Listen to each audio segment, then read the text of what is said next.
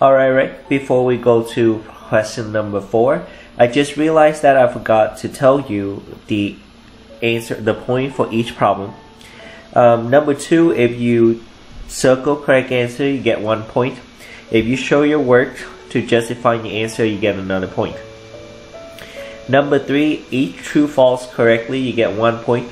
However, you have to show me your work to justify your answer. What do I mean by that? If you have this one correctly, you get 1 point. Daniela equation correctly, you get the second point.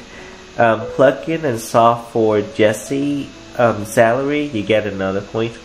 And last one, we're gonna plug it back into Daniela or Adrian salary correctly. You get 1 point.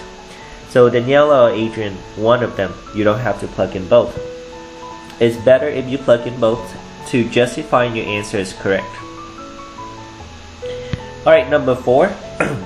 Jacob is solving an equation. His work is shown below. Part A, circle the first step in which Jacob's work shows an error. Okay, so I told you this one before. Whenever you see the error analysis, my suggestion, really strong suggestion, write it on the side and solve it by yourself.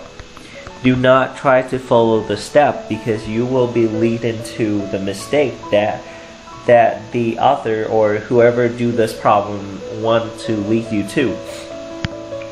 So write it on the side and do it by yourself. This problem, first we're gonna distribute the -2 into parentheses. That will give you the -2g minus 10 equal to 22.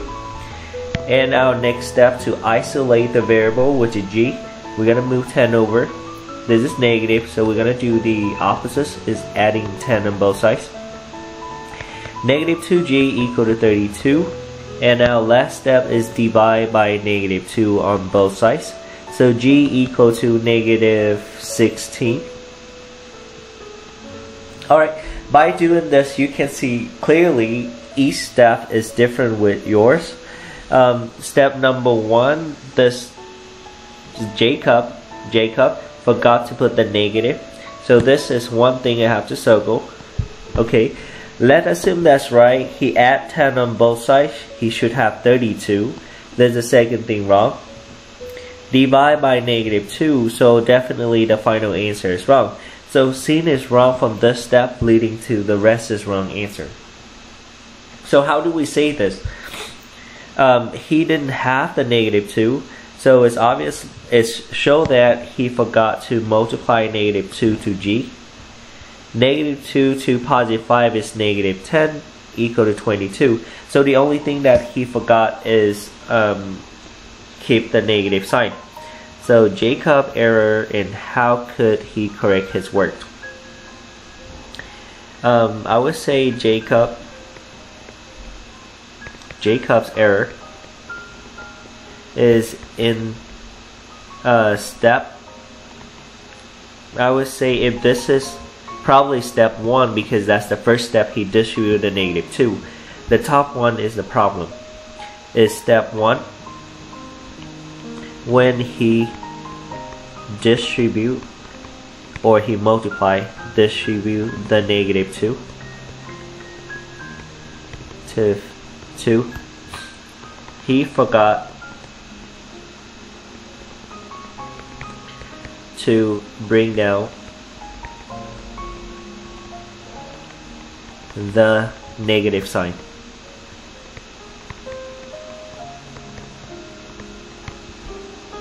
Right. What should he should correct his work? So I would say he should add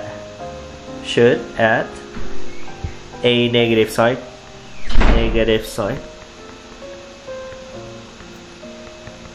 into or in front of number 2 of 2. Then add 10 on both sides.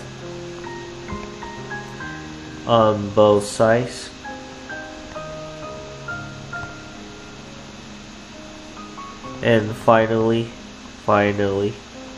divide both sides by 2. By 2. So we just walk him through, not really in detail, but you point out what did he do wrong and how he fixed it. And final correct answer, we're gonna write down Al's answer. So as you see that we have to solve the problem eventually, so why don't we just start the error analysis by do the problem ourselves and then point out what's wrong, and then right now describe what was wrong. So if you circle the correct answer, you get 1 point. If you describe it, where did he get wrong, like step 1, 2, or 3, or specify your the place where the mistake is, you get 1 point. If you tell me how do you fix the problem, you get another point. And lastly, if you tell me the correct answer, you get the 4 points. So this question number 4 has 4 points. Number 5, write a number in each box to make an equation that has no real solution. No real solution. So basically they want to tell you it's no solution. Okay, no real solution. Then show how you would solve the equation using the number you choose. Alright, the only time when we have no solution, when you end up with the false statement, when all the variable is cancelled out.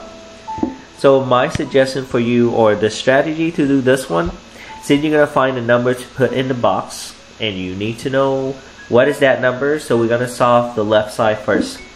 We distribute 3 into parentheses. 3a minus 6 plus 2a equal to something on the other side. Okay, then we're combining like term, 3a plus 2a. That will give me 5a minus 6 equal to something on the other side.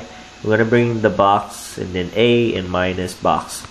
Okay, and we say no solution. No solution when the variable is cancelled out. So we have 5a on this side. I definitely need 5a on the other side, so that 5a and 5a cancel each other out. Now if I put 6 in the box,